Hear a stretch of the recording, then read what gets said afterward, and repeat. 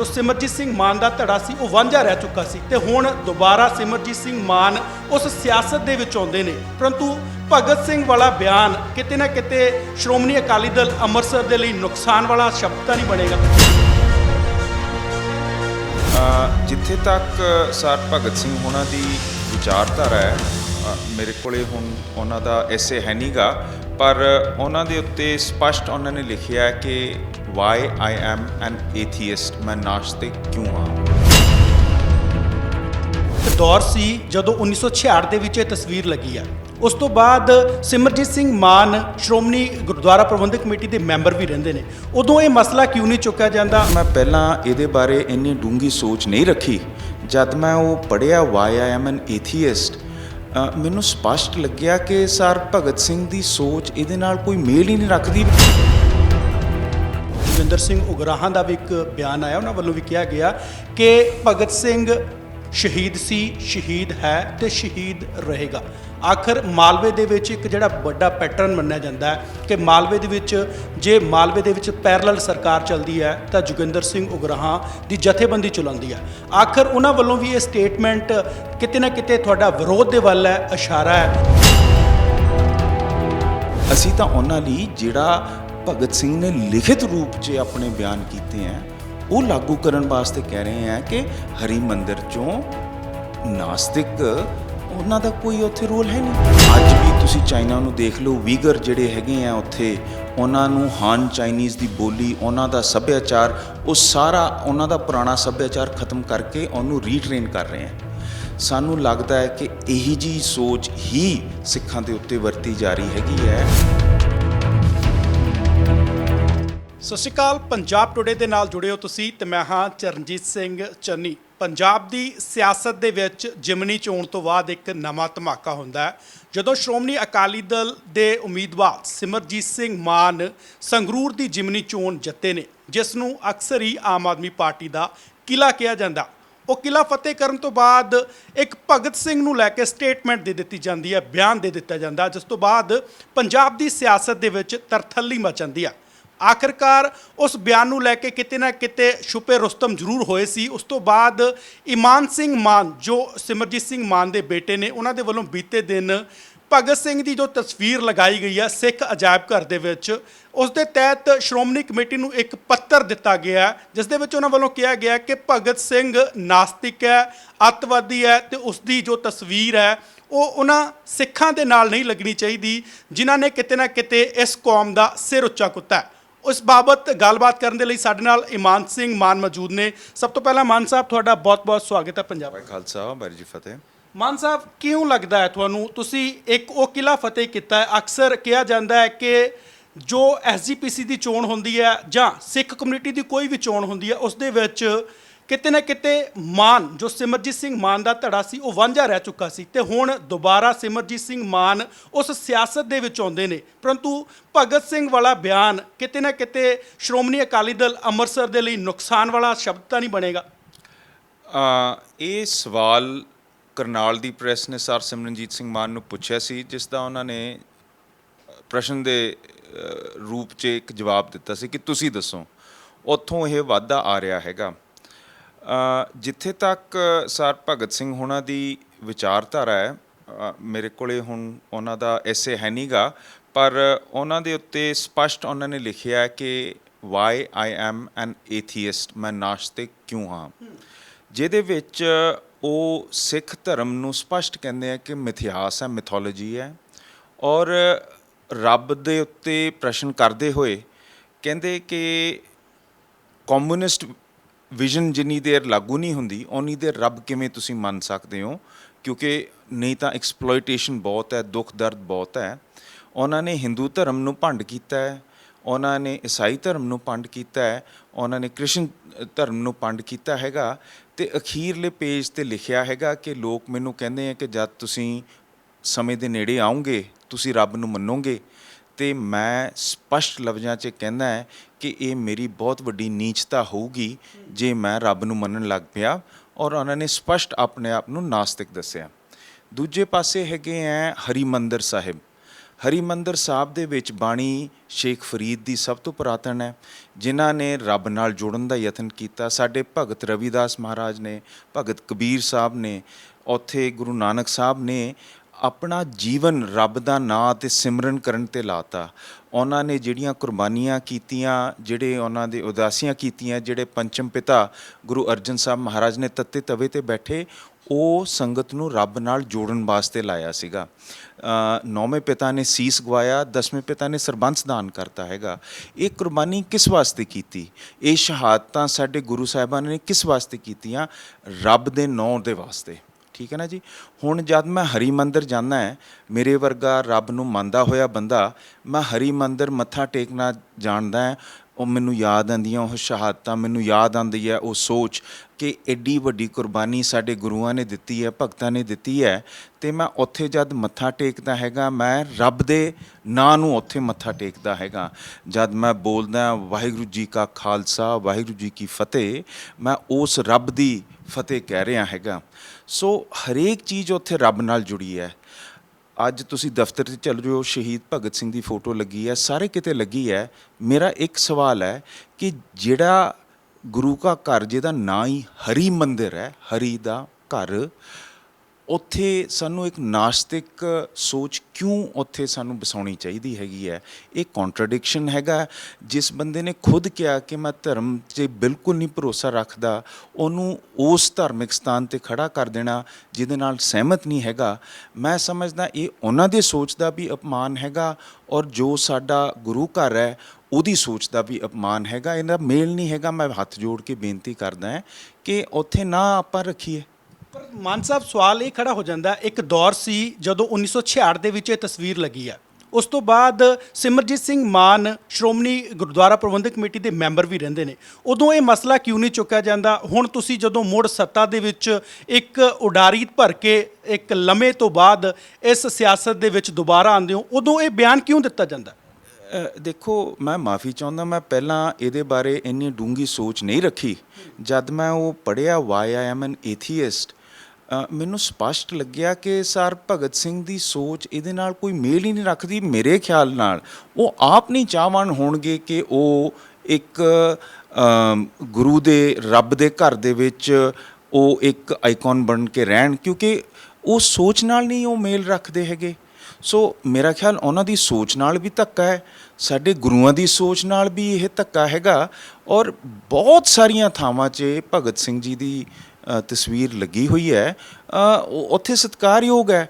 ਹੁਣ ਜਿੱਥੇ ਉਹਨਾਂ ਦਾ ਮੇਲ ਹੀ ਨਹੀਂ ਹੈਗਾ, ਜਿਹੜਾ ਹਰੀ ਦਾ ਮੰਦਰ ਹੈ, ਹਰੀ ਮੰਦਰ ਦੇ ਵਿੱਚ ਅਸੀਂ ਰੱਬ ਨੂੰ ਪੂਜਣ ਜਾਂਦੇ ਹਾਂ, ਉੱਥੇ ਨਾਸਤਿਕ ਵਿਚਾਰਧਾਰਾ ਕਿਉਂ ਲੋਕ ਚਾਹਣ? ਮੈਨੂੰ ਸਮਝ ਨਹੀਂ ਆ ਰਹੀ ਇਸ 'ਚ ਕੋਈ ਕੰਟਰੋਵਰਸੀ ਨਹੀਂ, ਨਾ ਉਹਨਾਂ ਨੇ ਮੰਗ ਰੱਖੀ ਹੈਗੀ ਹੈ, ਨਾ ਗੁਰੂ ਸਾਹਿਬ ਕਹਿੰਦੇ ਆ ਕਿ ਤੁਸੀਂ ਨਾਸਤਿਕ ਬਣੋ, ਫਿਰ ਉੱਥੇ ਕਿਉਂ ਧੱਕੇ ਨਾਲ ਪਾਣਾ? ਪਰੰਤੂ ਸਵਾਲ ਫਿਰ ਇਹ ਵੀ ਖੜਾ ਹੋ ਜਾਂਦਾ ਹੈ, ਹੁਣ ਜਿਸ ਕੰਟਰਾਡਿਕਸ਼ਨ ਨੂੰ ਲੈ ਕੇ ਕਿਤੇ ਨਾ ਕਿਤੇ ਸਵਾਲ ਉੱਠ ਰਹੇ ਨੇ, ਉਸ ਦੇ ਵਿੱਚ ਇੱਕ ਸਵਾਲ ਖੜਾ ਹੁੰਦਾ। ਆਖਰਕਾਰ ਅੱਜ ਮੈਂ ਕਿਤੇ ਲੋਕਾਂ ਦੇ ਨਾਲ ਗੱਲ ਕਰ ਰਿਹਾ ਸੀ, ਉਹਨਾਂ ਦੇ ਵਿੱਚੋਂ ਇੱਕ ਸਵਾਲ ਉੱਠਿਆ, ਉਹਨਾਂ ਦੇ ਵੱਲੋਂ ਕਿਹਾ ਗਿਆ ਕਿ ਬੀਜੇਪੀ ਕਿਤੇ ਨਾ ਕਿਤੇ ਜਿਹੜੇ ਏਜੰਡੇ ਤੇ ਚੱਲਦੀ ਹੈ, ਉਸ ਏਜੰਡੇ ਨੂੰ ਹੀ ਪ੍ਰਮੋਟ ਕਰਨ ਦੇ ਲਈ ਸਿਮਰਜੀਤ ਸਿੰਘ ਮਾਨ ਵੱਲੋਂ ਇਸ ਤਰ੍ਹਾਂ ਦੇ ਬਿਆਨ ਦਾਗੇ ਜਾ ਰਹੇ ਨੇ। ਇਹਨਾਂ ਸਵਾਲਾਂ ਨੂੰ ਕਿਸ ਤਰ੍ਹਾਂ ਵੇਖਿਆ ਜਾਵੇ? ਕਿਸ ਤਰ੍ਹਾਂ ਦੀ ਸਿਆਸਤ ਹੋ ਰਹੀ ਹੈ, ਜਾਂ ਕਿਤੇ ਨਾ ਕਿਤੇ ਪੰਜਾਬ ਦੇ ਮੁੱਦਿਆਂ ਤੋਂ ਪੰਜਾਬ ਹੀ ਭਟਕ ਚੁੱਕਿਆ? ਇਹ ਤਾਂ ਬਹੁਤ ਸਿੰਪਲ ਜਿਹਾ ਇਸ਼ੂ ਹੈ। ਸਰ ਭਗਤ ਸਿੰਘ ਨਾਸਤਿਕ ਹੈ, ਹਰੀ ਮੰਦਰ 'ਚ ਉਹਨਾਂ ਨੇ ਕਿਉਂ ਧੱਕੇ ਨਾਲ ਪਾਣਾ ਹੈਗਾ? I mean it's very simple. There is no, ਜੋ ਤੁਸੀਂ ਉੱਤੇ ਥੱਲੇ ਦੇਖਣਾ ਦੇਖ ਲਓ। ਸਰ ਭਗਤ ਸਿੰਘ ਜਿਹੜਾ ਬੀਜੇਪੀ ਪ੍ਰਤੀ ਉਹਨਾਂ ਦਾ ਭਾਵਨਾ ਹੈ, ਉਹ ਚਲੋ ਹਰੇਕ ਆਰਿਆ ਸਮਾਜੀ ਉਹਨਾਂ ਦੇ ਪਿਤਾ ਜੀ ਨੂੰ ਕਹਿੰਦੇ ਆ, ਉਹ ਜਿਹੜੇ ਪੜ੍ਹਦੇ ਹੁੰਦੇ ਸੀਗੇ ਆਪਣੇ ਭਜਨ ਵਗੈਰਾ, ਉਹਦੇ ਬਾਰੇ ਜ਼ਿਕਰ ਕਰਦਾ ਹੈ। ਪਰ ਮੇਰੀ ਬੀਜੇਪੀ ਨਾਲ ਜਿਹੜੀ ਭਗਤ ਸਿੰਘ ਦਾ ਲਿੰਕ ਆ, ਉਹ ਇੱਥੇ ਆਉਂਦਾ ਹੈ ਕਿ ਜਿਹੜੀ ਕਮਿਊਨਿਸਟ ਸਟੇਟ ਹੈ, ਉਹ ਹਰੇਕ ਬੰਦੇ ਨੂੰ ਉਸ ਦਾਇਰੇ ਦੇ ਵਿੱਚ ਸਟੇਟ ਦੇ ਅਧੀਨ ਲੈ ਕੇ ਆਉਣਾ ਚਾਹੁੰਦੀ ਹੈ। ਉਹ one nation under one agenda communism ਚੱਲਦੀ ਹੈਗੀ ਹੈ। ਇਹੀ ਸੋਚ ਹਿੰਦੂਤਵਾ ਨੇ ਅਪਣਾਈ ਹੈ, ਪਰ ਉਹਦੇ ਵਿੱਚ ਉਹਨਾਂ ਨੇ ਆਪਣੇ ਹਿੰਦੂਤਵਾ ਦਾ ਫਲੇਵਰ ਲਾਇਆ ਹੋਇਆ ਹੈਗਾ।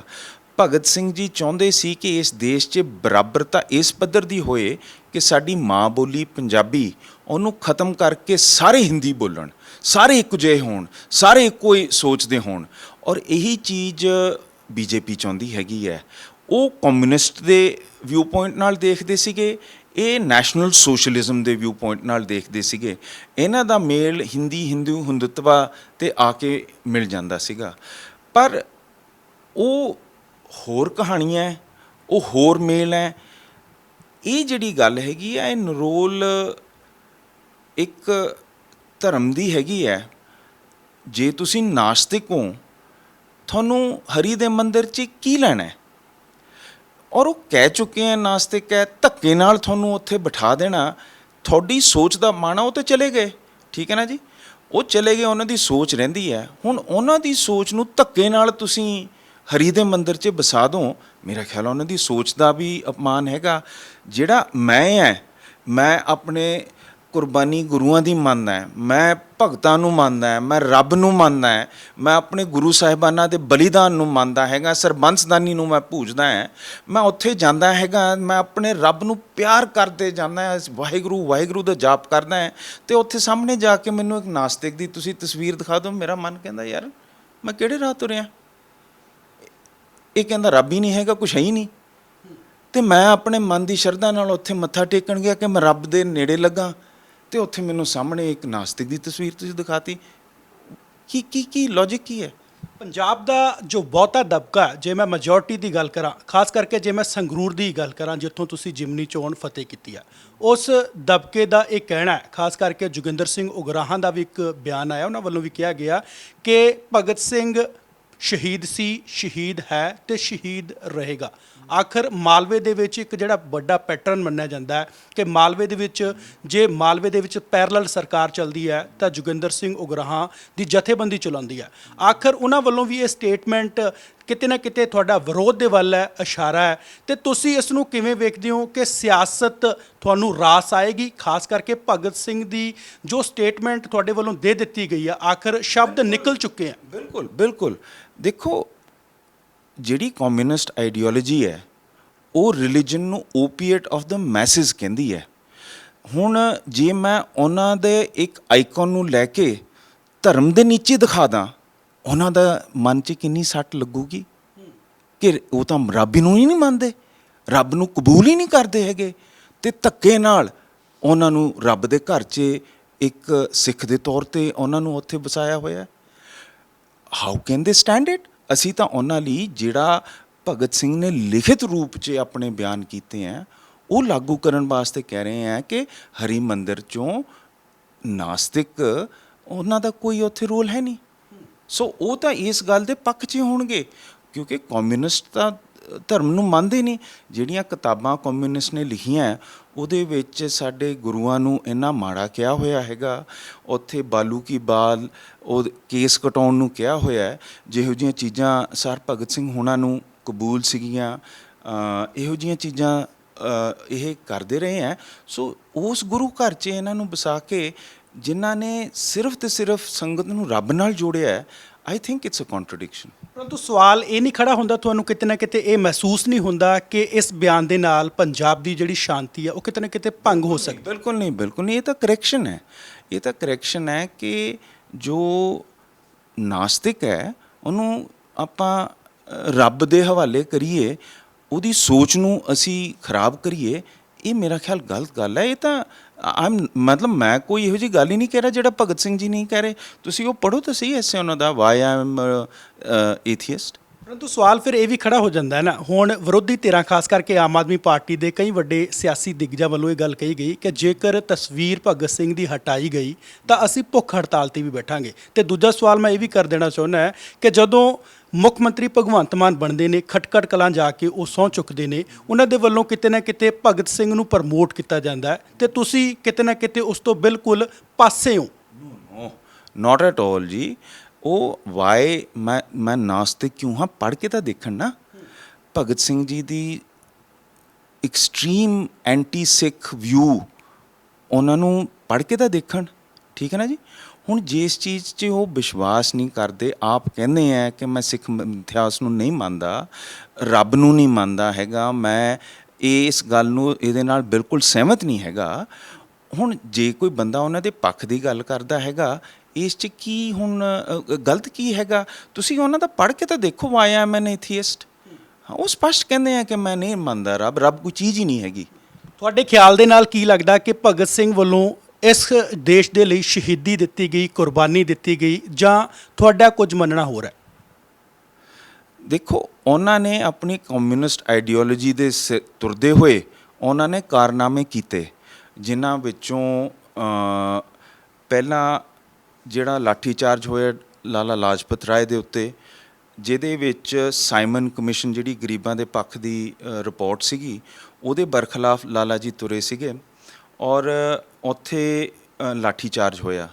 ਲਾਠੀਚਾਰਜ ਦੇ ਸਮੇਂ 'ਤੇ ਤਕਲੀਫ ਲਾਲਾ ਜੀ ਨੂੰ ਹੋਈ, ਕਹਿੰਦੇ ਆ ਸੱਟਾਂ ਵੱਜੀਆਂ, 5 ਦਿਨ 6 ਦਿਨ ਹਸਪਤਾਲ 'ਚ ਰਹੇ, ਉਹਨਾਂ ਦੀ ਦੇਖ ਰੇਖ ਹੋਈ, ਜਿਸ ਤੋਂ ਉਪਰੰਤ ਉਹਨਾਂ ਦਾ ਦੇਹਾਂਤ ਹੋਇਆ। ਉਹਨਾਂ ਦੀਆਂ ਪ੍ਰਾਇਰ ਹਾਰਟ ਕੰਡੀਸ਼ਨਸ ਵੀ ਸੀਗੀਆਂ। ਇਹਦੇ ਵਿੱਚ ਸਰ ਭਗਤ ਸਿੰਘ ਨੇ ਸਕਾਟ ਜਿਹੜਾ ਐਸਪੀ ਸੀ, ਉਹਦਾ ਨਾਂ ਲੈ ਕੇ ਕਿਹਾ ਕਿ ਇਹ ਜ਼ਿੰਮੇਵਾਰ ਹੈ। ਉਹਦੇ ਅਗੇਂਸਟ ਪੋਸਟਰਸ ਵੀ ਛਾਪਤੇ ਅਤੇ ਉਹਨਾਂ ਦੇ ਅਗੇਂਸਟ ਜਿਹੜੀ ਉਹਨਾਂ ਨੇ ਆਪਣੀ ਤਿਆਰ ਕੀਤੀ ਸੀਗੀ ਸਾਜ਼ਿਸ਼, ਉਹ ਰਚੀ। ਉੱਥੇ ਮੌਕੇ 'ਤੇ ਸੌਂਡਰਸ ਇੱਕ ਬੇਕਸੂਰ ਏਐਸਪੀ ਜੂਨੀਅਰ ਰੈਂਕ ਦੇ ਨਾਲ ਚੰਨਨ ਸਿੰਘ ਗੋਲੀਆਂ ਨਾਲ ਮਾਰੇ ਗਏ। ਸੋ ਮੈਂ ਕਹਿੰਦਾ ਹੈ ਕਿ ਜਿਹੜਾ ਨਿਸ਼ਾਨਾ ਸੀ ਉਹ ਨਹੀਂ ਉਹਨਾਂ ਨੇ ਪੂਰਾ ਕੀਤਾ ਹੈਗਾ। ਆਪਣੇ ਪੋਸਟਰ ਵੀ ਬਦਲ ਕੇ ਉਹਨਾਂ ਨੇ ਤਬਦੀਲ ਕਰਕੇ ਫਿਰ ਕਿਹਾ ਕਿ ਸੌਂਡਰਸ ਹੀ ਨਿਸ਼ਾਨਾ ਸੀਗਾ। ਦੂਜਾ ਕੰਮ ਹੈਗਾ ਹੈ ਕਿ ਉਹਨਾਂ ਨੇ ਬੰਬ ਸਿੱਟੇ ਅਸੈਂਬਲੀ ਦੇ ਵਿੱਚ, ਜਿੱਥੇ ਵਿਚਾਰਧਾਰਾ 'ਤੇ ਸਾਰਾ ਕੁਝ ਹੁੰਦਾ ਹੈਗਾ। ਹੁਣ ਮੈਂ ਇਹਦੇ ਪੈਰਲਲ ਜੇ ਮਾਡਰਨ ਡੇ 'ਚ ਲਵਾਂ, ਬਰਗਾੜੀ ਦੇ ਵਿੱਚ ਉਮਰਾ ਨੰਗਲ ਅਤੇ ਸੁਮੇਧ ਸੈਣੀ ਹੋਣਾ ਨੇ ਗੋਲੀਆਂ ਚਲਾ ਕੇ ਬੰਦੇ ਮਾਰਤੇ, ਜਿਹੜੇ ਪੀਸਫੁਲੀ ਪ੍ਰੋਟੈਸਟ ਕਰ ਰਹੇ ਸੀਗੇ ਗੁਰੂ ਸਾਹਿਬ ਦੀ ਬੇਅਦਬੀ ਦੀ। ਠੀਕ ਹੈ ਨਾ ਜੀ। ਚਲੋ, ਭਗਤ ਸਿੰਘ ਜੀ ਗੁਰੂ ਸਾਹਿਬ ਨੂੰ ਨਹੀਂ ਮੰਨਦੇ, ਪਰ ਉਹਨਾਂ ਦਾ ਪੀਸਫੁਲ ਪ੍ਰੋਟੈਸਟ ਸੀਗਾ, ਉਹ ਆਪਣੇ ਗੁਰੂ ਦੇ ਭਾਵਨਾਵਾਂ ਦੇ ਅਧੀਨ ਉੱਥੇ ਬੈਠੇ ਸੀਗੇ। ਹੁਣ ਉਹਦੇ ਵਿੱਚ ਜਿਹੜਾ ਨਾਂ ਬਣਦਾ ਸੁਮੇਧ ਸੈਣੀ ਅਤੇ ਉਮਰਾ ਨੰਗਲ ਦਾ, ਕਿ ਅੱਜ ਮੈਂ ਭਗਤ ਸਿੰਘ ਦੀ ਲੀਹ 'ਤੇ ਤੁਰਦਾ ਹੋਇਆ ਕਿਸੇ ਨੂੰ ਕਹਾਂ ਕਿ ਪਿਸਤੌਲ ਲੈ ਕੇ ਤੁਸੀਂ ਉਹਨਾਂ ਨੂੰ ਜਾ ਕੇ ਮਾਰਿਓ, is this something that will be tolerate? ਜਦ ਕਿ ਕਿਸੇ ਵੀ ਸਿੱਖ ਵਾਸਤੇ ਗੁਰੂ ਗ੍ਰੰਥ ਸਾਹਿਬ ਸਭ ਤੋਂ ਸਰਵੋਤਮ ਸੰਸਥਾ ਹੈਗੀ ਹੈ। ਉਹਨਾਂ ਦੇ ਲਈ ਹੋਰ ਕੁਛ ਨਹੀਂ ਹੈਗਾ। ਉਹ ਨਾ ਮੁਗਲ ਹਕੂਮਤ 'ਚ ਆਪਣੇ ਗੁਰੂ ਸਾਹਿਬ ਦੀ ਬੇਅਦਬੀ ਬਰਦਾਸ਼ਤ ਕੀਤੀ ਹੈ, ਨਾ ਅੰਗਰੇਜ਼ਾਂ ਦੇ ਹਕੂਮਤ 'ਚ, ਅਤੇ ਨਾ ਇਸ ਹਕੂਮਤ 'ਚ। ਸੋ ਹੁਣ ਇਹਨਾਂ ਨੂੰ ਮੈਂ ਕੀ ਕਹਾਂ ਕਿ ਸਰ ਭਗਤ ਸਿੰਘ ਦੀ ਰੀਸ ਕਰੋ। ਸਾਡੀ ਜਿਹੜੀ ਡੈਮੋਕ੍ਰੇਸੀ ਹੈ SGPC ਦੀ 1925 'ਚ ਸ਼ੁਰੂ ਹੋਈ ਸੀ। ਅੱਜ ਹਾਲਾਤ ਇਹ ਹੈ ਕਿ ਸਾਡੇ 8 ਚੋਣ ਹੋਈਆਂ, ਲੋਕ ਸਭਾ 18 ਵਾਰੀ ਹੋ ਚੁੱਕੀ ਹੈ, ਜਦ ਕਿ ਬਾਅਦ 'ਚ ਬਣੀ ਹੈ, 17 ਵਾਰੀ ਹੋ ਚੁੱਕੀ ਹੈ। ਸਾਡੀ ਡੈਮੋਕ੍ਰੇਸੀ ਬਿਲਕੁਲ ਰਫਾ ਦਫਾ ਕਰਤੀ ਹੈ ਸਟੇਟ ਨੇ। ਹੁਣ ਅਸੀਂ ਪ੍ਰੋਟੈਸਟ 'ਚ ਜਾ ਕੇ ਬੰਬ ਸੁੱਟ ਕੇ ਆਈਏ ਲੋਕ ਸਭਾ 'ਚ? ਅਸੀਂ ਹੁਣ 15 ਸਤੰਬਰ ਨੂੰ ਉੱਥੇ ਇਕੱਠ ਕਰ ਰਹੇ ਹਾਂ, ਜਮਹੂਰੀਅਤ ਪਸੰਦ ਤਰੀਕੇ ਨਾਲ ਅਸੀਂ ਆਪਣੀ ਮੰਗ ਰੱਖ ਰਹੇ ਹੈਗੇ ਹਾਂ। ਸਿੰਘ ਸਭਾ ਲਹਿਰ ਦੇ ਵਿੱਚ ਜਿਹੜੇ ਸਿੰਘ ਸੀਗੇ, ਉਹਨਾਂ ਨੇ ਨਾਮ ਜਪਦੇ ਹੋਏ ਨਨਕਾਣਾ ਸਾਹਿਬ ਨੂੰ ਆਜ਼ਾਦ ਕਰਕੇ ਉੱਥੇ 200 ਬੰਦੇ ਮਹੰਤ ਨੇ ਫੂਕਤੇ ਸੀਗੇ। ਠੀਕ ਹੈ ਨਾ ਜੀ। ਹੁਣ ਉਹਨੂੰ ਦੇਖ ਕੇ ਮਹਾਤਮਾ ਗਾਂਧੀ ਨੇ ਕਿਹਾ ਸੀ ਇਹ ਆਜ਼ਾਦੀ ਦੀ ਪਹਿਲੀ ਲੜਾਈ ਦੀ ਜਿੱਤ ਹੈ। ਠੀਕ ਹੈ ਨਾ ਜੀ। ਹੁਣ ਮੈਂ ਆਪਣੀ ਸੰਗਤ ਨੂੰ ਤਾਂ ਸਿੰਘ ਸਭਾ ਲਹਿਰ 'ਤੇ ਪ੍ਰੇਰੂੰਗਾ, ਕਿਉਂਕਿ ਉਹ ਮੇਰੇ ਹੀਰੋ ਹੈ। ਉਹ ਰੱਬ ਨੂੰ ਮੰਨਦੇ ਹੈ, ਉਹ ਗੁਰੂ ਗ੍ਰੰਥ ਸਾਹਿਬ ਨੂੰ ਮੰਨਦੇ ਹੈਗੇ ਹੈ। ਉਹਨਾਂ ਨੇ ਜਿਹੜੀ ਡੈਮੋਕ੍ਰੇਸੀ ਲੈ ਕੇ ਆਈ, ਸਭ ਤੋਂ ਪਹਿਲਾਂ ਏਸ਼ੀਆ 'ਚ ਜਿਹੜੀ ਵਿਮਨ ਸਫਰੇਜ ਸੀਗੀ, ਉਹ SGPC ਚੋਣਾਂ ਰਾਹੀਂ ਆਈ। ਅੱਜ ਉਹ SGPC ਦੀ ਸੰਸਥਾ ਅਤੇ ਡੈਮੋਕ੍ਰੇਸੀ ਖਤਮ ਕਰ ਰਿਹਾ ਸਟੇਟ। ਪਰ ਮੈਂ ਬੰਬ ਸੁੱਟਣ ਨੂੰ ਨਹੀਂ ਕਹਿੰਦਾ ਆਪਣੇ ਵੀਰਾਂ ਨੂੰ। ਮੈਂ ਕਹਿੰਦਾ ਕਿ ਆਪਾਂ 15 ਸਤੰਬਰ ਨੂੰ ਇੰਟਰਨੈਸ਼ਨਲ ਡੇ ਆਫ ਡੈਮੋਕ੍ਰੇਸੀ 'ਤੇ ਇਕੱਠੇ ਹੋਈਏ, ਉੱਥੇ ਆਪਣਾ ਪ੍ਰੋਟੈਸਟ ਕਰੀਏ, ਸ਼ਾਂਤਮਈ ਅਮਨ ਪਸੰਦ ਤਰੀਕੇ ਨਾਲ ਆਪਣੀ ਆਵਾਜ਼ ਬੁਲੰਦ ਕਰੀਏ। ਸੋ ਮੈਂ ਇਸ ਰਾਹ 'ਤੇ ਆਪਣੇ ਵੀਰਾਂ ਨੂੰ ਤੋਰਨ ਨੂੰ ਅੱਜ ਉਰੇ ਬੇਨਤੀ ਕਰਦਾ। ਅਤੇ ਜਿਵੇਂ ਪ੍ਰਧਾਨ ਸਾਹਿਬ ਨੇ ਉੱਥੇ ਵੀ ਪੁੱਛਿਆ ਸੀਗਾ, ਤੁਸੀਂ ਦੱਸੋ ਕੀ ਸੋਚਦੇ ਹੋ? ਮੇਰਾ ਲਾਸਟ ਸਵਾਲ ਹੈ ਮਾਨ ਸਾਹਿਬ, ਤੁਸੀਂ ਕਹਿ ਰਹੇ ਹੋ ਕਿ ਕਿਤੇ ਨਾ ਕਿਤੇ ਭਗਤ ਸਿੰਘ ਉਸ ਲਹਿਰ ਤੋਂ ਭਟਕੇ ਹੋਏ ਨੇ, ਜੋ ਤੁਹਾਡਾ ਕਹਿਣਾ ਹੈ ਕਿ ਉਹ ਇੱਕ ਨਾਸਤਿਕ ਤੌਰ 'ਤੇ ਨੇ। ਜਿਹੜਾ ਇੱਕ ਧਰਮ ਦਾ ਮੁੱਦਾ ਤੁਸੀਂ ਲੈ ਕੇ ਚੱਲੇ ਹੋ ਕਿ ਇੱਕ ਧਾਰਮਿਕ ਹੋਣਾ ਅਤੇ ਇੱਕ ਨਾਸਤਿਕ ਹੋਣਾ, ਇਸ ਦੇ ਵਿੱਚ ਫਰਕ ਹੈ। ਉਹਨਾਂ ਨੇ ਆਪ ਲਿਖਿਆ ਜੀ, ਮੈਂ ਨਹੀਂ ਕਹਿ ਰਿਹਾ। ਉਹਨਾਂ ਨੇ ਪੂਰਾ ਐਸੇ ਲਿਖਿਆ, ਵਾਈ ਐਮ ਏਥੀਇਸਟ, ਮੈਂ ਨਾਸਤਿਕ ਕਿਉਂ ਹਾਂ। ਮੈਂ ਨਹੀਂ ਕਹਿ ਰਿਹਾ, ਉਹ ਕਹਿ ਰਹੇ ਹੈ। ਤੇ ਲਾਸਟ ਸਵਾਲ ਹੈ ਮੇਰਾ, ਜੇ ਲਹਿਰਾਂ ਚੱਲਦੀਆਂ ਨੇ, ਆਖਰ ਅਸੀਂ ਬਹੁਤ ਅਰਸਾ ਦੇਖਿਆ, ਭਾਵੇਂ ਉਹ ਪੰਜਾਬ ਸੀ, ਭਾਵੇਂ ਪੰਜਾਬ ਤੋਂ ਪਹਿਲਾਂ ਦਾ ਪੰਜਾਬ ਸੀ, ਜਦੋਂ ਲਹਿਰਾਂ ਚੱਲਦੀਆਂ ਨੇ ਤੇ ਲਹਿਰਾਂ ਦੇ ਵਿੱਚ ਕੁਝ ਅਜਿਹੇ ਅੰਜਾਮ ਵੀ ਹੋ ਜਾਂਦੇ ਨੇ ਜਿਨ੍ਹਾਂ ਦੇ ਉੱਤੇ ਸਵਾਲ ਵੀ ਖੜੇ ਹੁੰਦੇ ਨੇ। ਤੁਸੀਂ ਉਸ ਅੰਜਾਮ ਨੂੰ ਕਿਵੇਂ ਵੇਖਦੇ ਹੋ, ਜਾਂ ਉਹਨਾਂ ਅੰਜਾਮਾਂ ਨੂੰ ਲੈ ਕੇ ਭਗਤ ਸਿੰਘ ਇੱਕ ਅਲੱਗ ਸੋਚ ਸੀ, ਅਲੱਗ ਆਈਡੀਓਲੋਜੀ ਸੀ? ਦੇਖੋ, ਜਿਹੜਾ ਕਮਿਊਨਿਸਟ ਸਟੇਟ ਬਣਿਆ ਹੈ, ਜਿਸ ਲਈ ਉਹ ਸਟਰਗਲ ਕਰ ਰਹੇ ਸੀ, ਉਹਦੀ USSR ਇੱਕ ਰੂਪ ਹੈ। ਸਭ ਤੋਂ ਜ਼ਿਆਦਾ killing, atrocities, suppression, oppression, minorities, religious groups ਦੀਆਂ ਉਹ ਉਹਨਾਂ ਸਟੇਟਾਂ 'ਚ ਹੋਈ ਹੈ। ਔਰ ਅੱਜ ਵੀ ਤੁਸੀਂ ਚਾਈਨਾ ਨੂੰ ਦੇਖ ਲਓ, ਵੀਗਰ ਜਿਹੜੇ ਹੈਗੇ ਆ ਉੱਥੇ, ਉਹਨਾਂ ਨੂੰ ਹਾਨ ਚਾਈਨੀਜ਼ ਦੀ ਬੋਲੀ, ਉਹਨਾਂ ਦਾ ਸੱਭਿਆਚਾਰ, ਉਹ ਸਾਰਾ ਉਹਨਾਂ ਦਾ ਪੁਰਾਣਾ ਸੱਭਿਆਚਾਰ ਖਤਮ ਕਰਕੇ ਉਹਨੂੰ ਰੀਟ੍ਰੇਨ ਕਰ ਰਹੇ ਆ। ਸਾਨੂੰ ਲੱਗਦਾ ਹੈ ਕਿ ਇਹੀ ਜਿਹੀ ਸੋਚ ਹੀ ਸਿੱਖਾਂ ਦੇ ਉੱਤੇ ਵਰਤੀ ਜਾ ਰਹੀ ਹੈਗੀ ਹੈ।